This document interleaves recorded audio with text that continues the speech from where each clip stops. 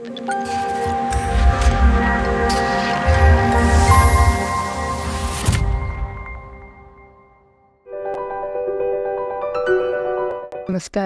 ഞാൻ doctor Neetha, consultant അമിത eye care. ഞാൻ 18 വർഷമായിട്ട് ഇവിടെ കൺസൾട്ടൻ്റായിട്ട് ജോലി ചെയ്യുകയാണ്.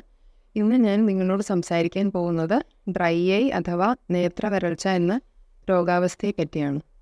നമ്മളിൽ ബഹുഭൂരിപക്ഷം ആളുകളും ഈ ഒരു രോഗാവസ്ഥയെ അഭിമുഖീകരിക്കുന്നുണ്ട്. ഇത് വളരെ പ്രധാനപ്പെട്ട ഒരു രോഗമാണ് ഈ ഡ്രൈ ഐ എന്ന് പറയുന്നത്. ഇതിന് ഒരുപാട് ലക്ഷണങ്ങൾ ഉണ്ട്. കണ്ണിനകത്ത് ചുമപ്പ്, നീറ്റൽ, പുകച്ചിൽ, ചൊറിച്ചിൽ, വേദന ഇങ്ങനെയുള്ള സിംറ്റംസായി വരുന്ന ഒരുപാട് പേർക്കും ഡ്രൈ ഐ ഉണ്ടാകാൻ സാധ്യതയുണ്ട്. കണ്ണുനീർ നമ്മുടെ കണ്ണുകളെ സംരക്ഷിക്കുന്നതിൽ വലിയ ഒരു പങ്കാണ് വഹിക്കുന്നത്. ഈ കണ്ണുനീർ നമ്മുടെ കണ്ണുകളെ ഇൻഫെക്ഷനിൽ നിന്ന് പ്രൊട്ടക്റ്റ് ചെയ്യുന്നു. മാത്രമല്ല, കണ്ണിൻ്റെ നേത്രപഠനത്തിൻ്റെ സുതാര്യതയെ നിലനിർത്തുകയും തന്മൂലം നല്ല കാഴ്ച ലഭ്യമാക്കുകയും ചെയ്യുന്നു.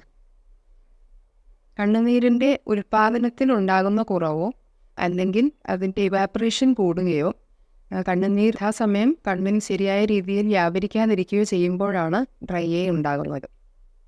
കണ്ണുനീരിൻ്റെ ഉൽപ്പാദനം കുറയാൻ പല കാരണങ്ങളുണ്ട്.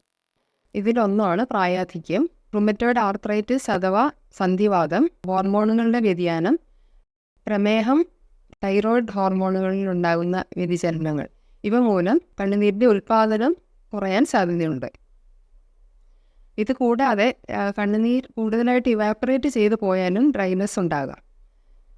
നമ്മുടെ ആധുനിക ജീവിതശൈലിയിൽ ദീർഘനേരമായി എയർ കണ്ടീഷൻ ചെയ്ത മുറികളിൽ ഇരുന്ന് കമ്പ്യൂട്ടർ ഉപയോഗവും മറ്റും ഉണ്ട്. ഇതിൻ്റെ ഫലമായി കണ്ണുനീർ കൂടുതലായി ഇവാപ്പറേറ്റ് ചെയ്തു പോവുകയും ഡ്രൈനെസ് ഉണ്ടാവുകയും ചെയ്യുന്നു. മറ്റൊരു പ്രധാന ഘടകമാണ് കൺപോളകളുടെ ആരോഗ്യം. കൺപോളകൾ ശരിയായ രീതിയിൽ ചലിക്കുകയും കണ്ണുനീരിന് നേത്രപടലങ്ങളിൽ വ്യാപരിപ്പിക്കുകയും ചെയ്യുമ്പോഴാണ് നല്ല ഒരു കാഴ്ച നമുക്ക് ലഭ്യമാവുന്നത്. കൺപോളകളുടെ അനാരോഗ്യം, സ്ട്രോക്ക് കാരണം കൺപോള ശരിക്ക് അടയാതിരിക്കുന്ന അവസ്ഥ, അതുകൂടാതെ കൺപോളകളിൽ പൊള്ളൽ, മുറിവ് ഇവയുടെ കാരണം കൊണ്ടും ചിലപ്പോൾ ശരിയായ രീതിയിലുള്ള പ്രവർത്തനം നടക്കാതിരിക്കാം. പിന്നെ കൺപോളകളിൽ മീബോമിയൻ ഗ്രന്ഥികൾ ഉണ്ട്.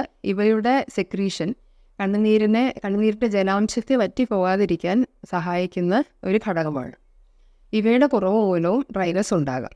രോഗലക്ഷണങ്ങളുള്ളവർക്ക് ചില വളരെ സിമ്പിളായിട്ടുള്ള ടെസ്റ്റുകൾ മുഖേന രോഗം സ്ഥിരീകരിക്കാവുന്നതാണ്. OPയിൽ തന്നെ ചെയ്യാവുന്ന ടെസ്റ്റുകളാണിവ. ഫിൽറ്റർ പേപ്പർ ഉപയോഗിച്ച് കണ്ണുനീരിൻ്റെ അളവ് കണ്ടുപിടിക്കുന്ന ഷെർമർ ടെസ്റ്റ്, കണ്ണുനീരിൻ്റെ വ്യാപനം ശരിയായ രീതിയിൽ നടക്കുന്നുണ്ടോ എന്ന് അറിയാനുള്ള ടിയർ ബ്രേക്കപ്പ് ടൈം എന്നിവ ചില ടെസ്റ്റുകളാണ്.